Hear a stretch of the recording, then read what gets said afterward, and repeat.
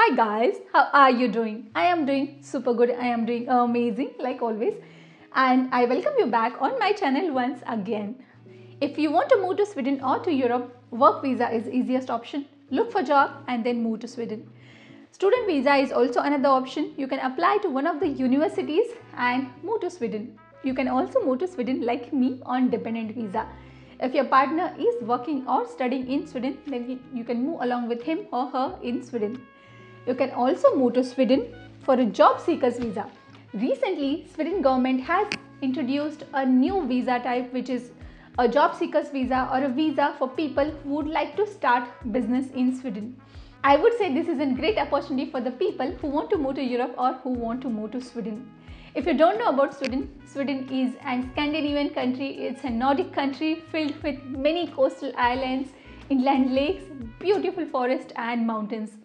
Sweden is also known for its high income. Sweden's average income is up to 33,000 SEK to 36,000 SEK. The minimum income of Sweden is 13,000 SEK. So if you would like to move to Sweden, grab this opportunity and apply for job seekers visa, or if you would like to start a business in Sweden, I would say this visa is ticket to your business in Sweden. Before going into the actual documentation process or eligibility criteria, I would like to discuss few important things about this visa. So this job seekers visa or the visa to start your business is mainly made for the people who are highly qualified, people who have advanced degree. If you have a master's degree, if you have an advanced professional degree, or if you have a PhD, then you can apply for this visa. Second important thing about this visa is it is a temporary visa. You can get this visa, you can get a resident permit, you can get a permit to live in Sweden for minimum 3 months and for maximum 9 months.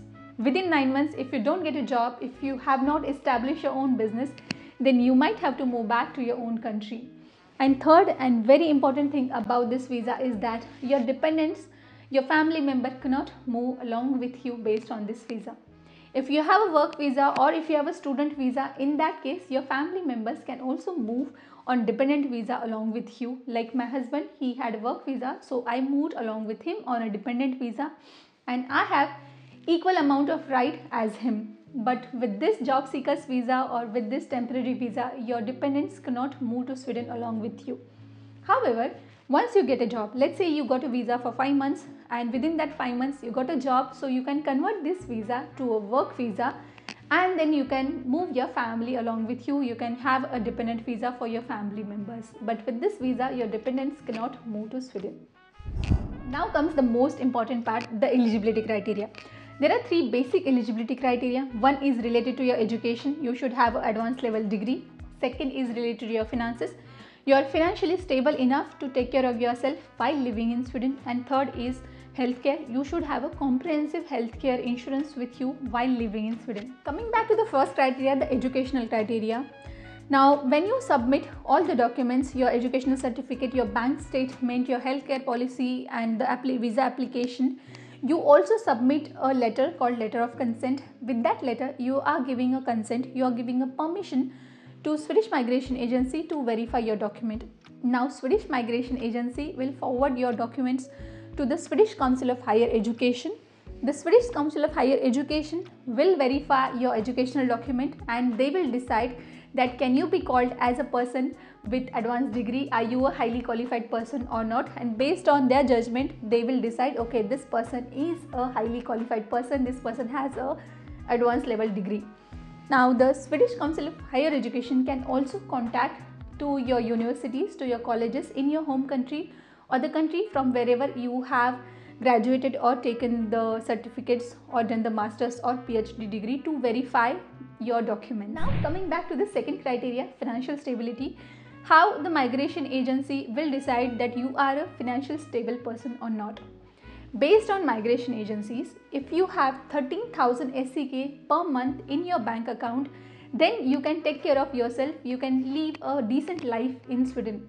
So let's say you're applying in Sweden for 4 months, and in that case you need to have a bank balance of 13,000 SEK into 4, which is like 52,000 SEK. So you have to show a bank statement of 52,000 SEK along with other application, and then you will be called as a financially stable person for 4 months of visa. So you can calculate, let's say you want to live in Sweden for 9 months, then you should have 13,000 SEK into 9, that much amount in your bank account. Along with the 13,000 SEK, the monthly expenses that migration agency has calculated, you should also have enough money to ensure that you can afford a return flight ticket to your home country.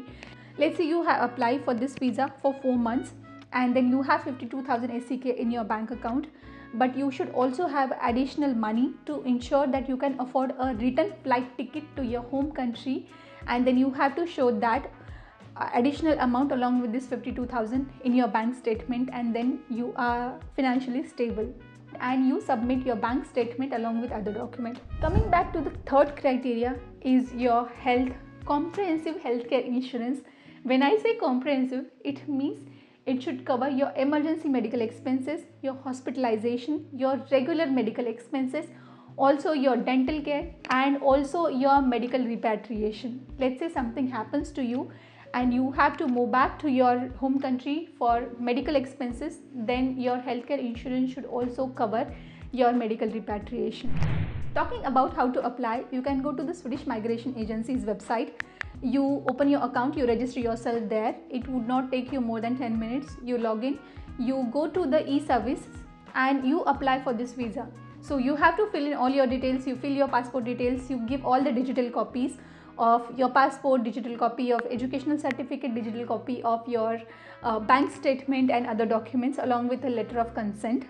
In case of your education certificate, if the education certificate is not in English or in Sweden language, then you have to translate your education certificate by authorized translator, and then you have to submit a digital copy of your translated education certificate along with the original education certificate. So you submit all the documents, you pay the application fee and you submit your application. Once you have submitted all the documents, it's time for you to wait. If your visa is approved, if your application is approved, Swedish Migration Agency will contact you. You might have to visit your Swedish embassy in your home country and give your biometric and photo. And once you do that, you will receive a resident permit, a card which is equal to visa, a permit to live in Sweden. With that resident permit, you can move to Sweden, you can travel to Sweden. I will share all the links that I have mentioned during the video in the description box. Please do not forget to check out the description box. And with that, we have come to an end of this video. I hope the information that I have shared will help you to make your moving to Sweden journey easier and smoother. I will come back again with a new video on a new day on a new topic. Till then, please stay tuned. Do not forget to like, share and subscribe. See you next time. Bye.